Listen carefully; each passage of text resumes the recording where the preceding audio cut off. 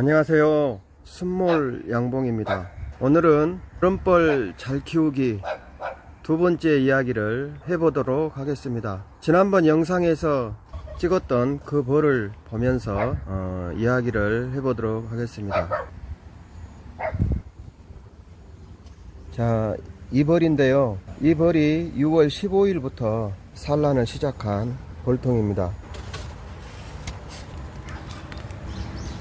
비닐 개포는 한 10cm 정도 열어놨습니다. 지금 스티로폴 볼통이라서 다 닫으면 습도가 너무 많고 또 한여름에는 너무 더울까봐 여기를 한 10cm 정도 열어놨습니다.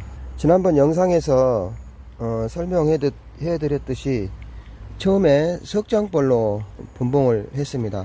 그래서 이 소비를 봉판으로 지원을 해줬는데 지금 네 소비 다 아마 봉판이 되어 있지 않나 그렇게 생각합니다.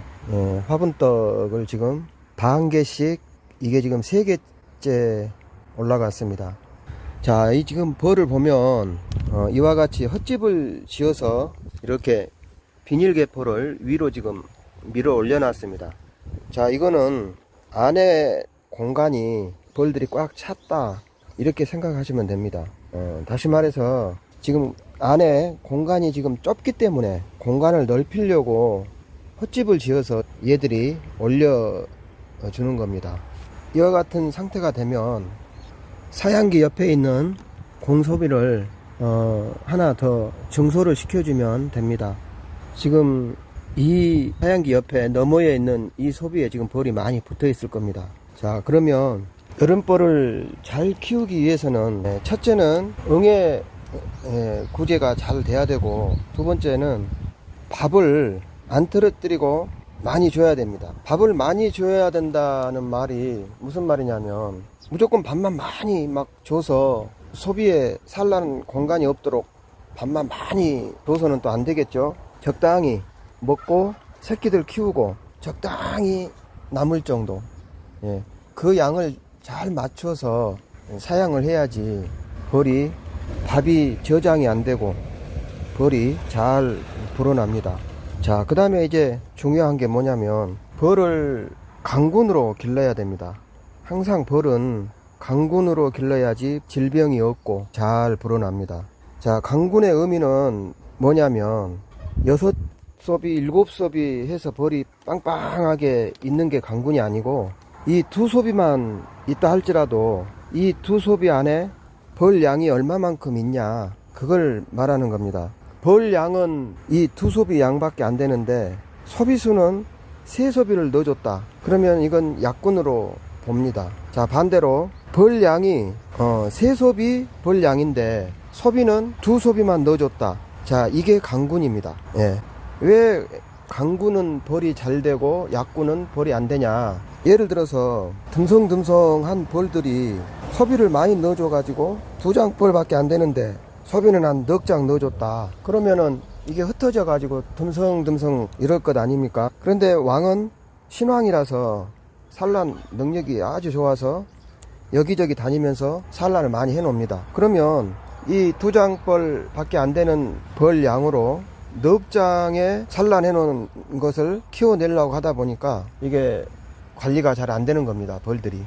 그래서 석고병이 오고 부적병도 오고 모든 병의 그 원인은 약군에서 옵니다. 약군에서 오기 때문에 벌은 강하게 키워야지 벌이 금방금방 불어납니다. 자, 소비를 정서할 때도 이제 봄벌하고 여름벌하고 정서하는 게 조금씩 다릅니다. 이제 봄벌은 탄력 받으면 막 어느 정도 늘어나지 않습니까? 그렇기 때문에 소비 정서도 어느 시점에 가서는 2장씩 넣어줘야 될 때도 있고 석 장씩 넣어줘야 될 때도 있고 그렇습니다.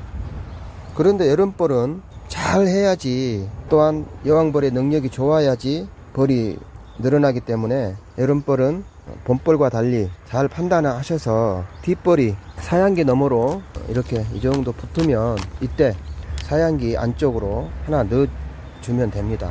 자, 그 다음에 이제 자주 내금을 하면 안 좋습니다. 벌한테 스트레스 주고 또 자꾸 이렇게 빼서 보면 아무래도 여왕벌도 스트레스 받아서 산란도 원활하게 나가지가 않고 그렇습니다. 내검은 자주 하는 게 안 좋습니다. 상황 봐서 적절한 시기에 그때 한 번씩 내검하고 이러는 게 좋습니다. 그 다음에 여왕벌이 뭐 산란을 잘 하는지 이런 걸 이제 궁금해서 많이들 막 초보분들이 많이 떠들러 보거든요. 오늘 보고 또 뭐 2, 3일 있다가 또 보고 막 그러는 경우가 있습니다. 제가 그랬어요. 제가 처음에 벌 사와서 3통 사다 놓고 얼마나 궁금한지 날마다 벌을 떠들러 봤어요. 이제 그게 좋은지 알고. 그러니까 이 벌들이 싸나워져 가지고 뭐 벌 다룰 줄도 모르는 사람이 날마다 떠들러 봤으니 이 소비 사이에 볼 때마다 얼마나 찡겨서 죽었겠습니까.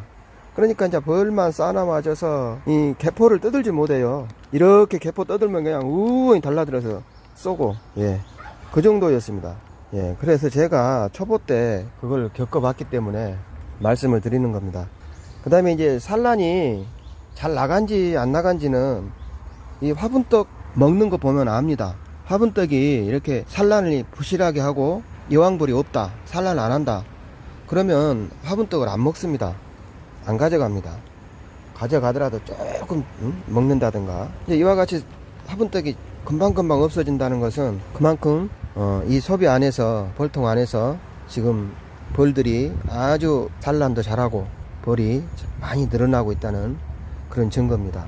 자, 그러면 이 벌통은 지금 이 소비를 한 장 사양기 너머로 넣어줘야 됩니다. 자, 그러면 잠시 다시 한번 강조를 하자면 벌은 강군으로 키워야 됩니다. 그거밖에 없어요. 약군으로 한번 기르는 습관이 되놓으면 이 습관이 참 무섭습니다. 아직 사양기 너머로 벌이 넘어오지도 않았는데 증소를 합니다. 자꾸 증소를 해요. 그거는 절대 안 됩니다. 강군으로 벌은 항상 길러야지. 자, 보면 이 정도 지금 벌이 붙어 있는 것을 알 수가 있습니다. 자, 이때 이걸 넣어줘도 분봉열 이런 거 걱정 안 하셔도 됩니다. 신왕이기 때문에 절대 분봉열 이런 건 걱정 안 하셔도 됩니다.